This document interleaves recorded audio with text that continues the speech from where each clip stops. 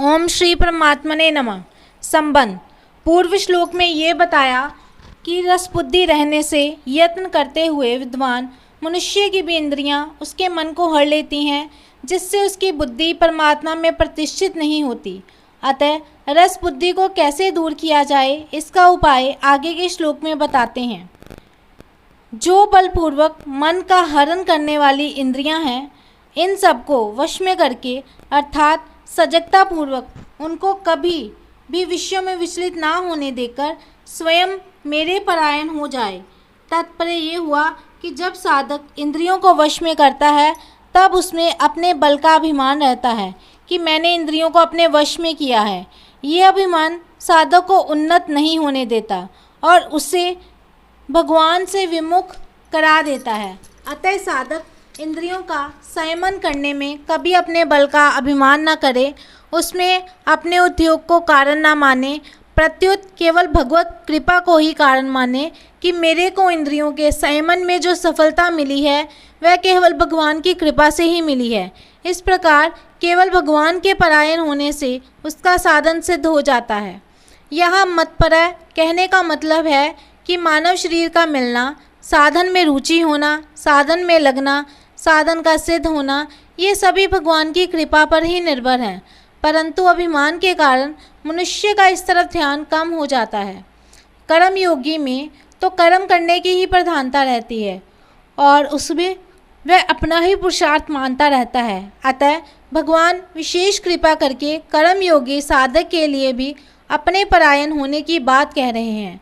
भगवान के परायण होने का तात्पर्य है केवल भगवान में ही महत्व बुद्धि हो कि भगवान ही मेरे हैं और मैं भगवान का हूँ। संसार मेरा नहीं है और मैं संसार का नहीं हूँ, कारण कि भगवान ही हरदम मेरे साथ रहते हैं, संसार मेरे साथ रहता ही नहीं। इस प्रकार साधक का मैंपन केवल भगवान में ही लगा रहे। कर्म योग का प्रकरण होने से यहाँ भगवान को कर्म योग के अनुसार उपाय बताना चाहिए था, परंतु गीता का अध्ययन करने से ऐसा मालूम देता है कि साधन की सफलता में केवल भगवत परायणता का ही कारण है। अतः गीता में भगवत परायणता की बहुत महिमा बताई गई है। जैसे जितने भी योगी हैं, उन सभी योगियों में श्रद्धा प्रेम पूर्वक मेरे परायण होकर मेरा भजन करने वाला श्रेष्ठ है, आदि आदि। पहले 59वें श्लोक में भगवान ने ये कहा कि इंद्रियों का विषयों से संबंध विच्छेद होने पर भी स्थित प्रज्ञता नहीं होती, और इस श्लोक में कहते हैं कि जिसकी इंद्रियां वश में है वह स्थित प्रज्ञ है। इसका तात्पर्य ये है कि वहाँ इंद्रियों का विषयों से संबंध विच्छेद होने पर भी भीतर में रस बुद्धि पड़ी है।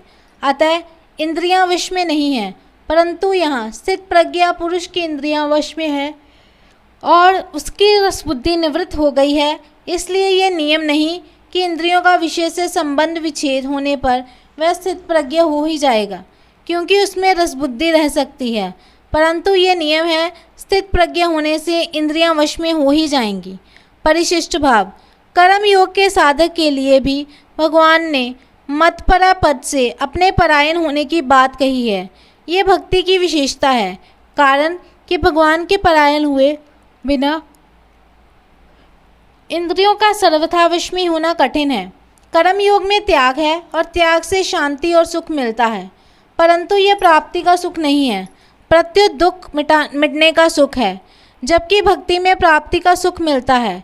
अतः भक्ति का सुख मिले बिना इंद्रियां सर्वथा वश में नहीं होती। दूसरी बात, कर्म योग में तो अत्यंत वैराग्य होने पर इंद्रियां वश में होती हैं, पर भक्ति में थोड़े वैराग्य से भी इंद्रियां सुगमता से वश में हो जाती हैं। इसलिए भगवान ने मतपरा पद दिया है। जय श्री कृष्ण।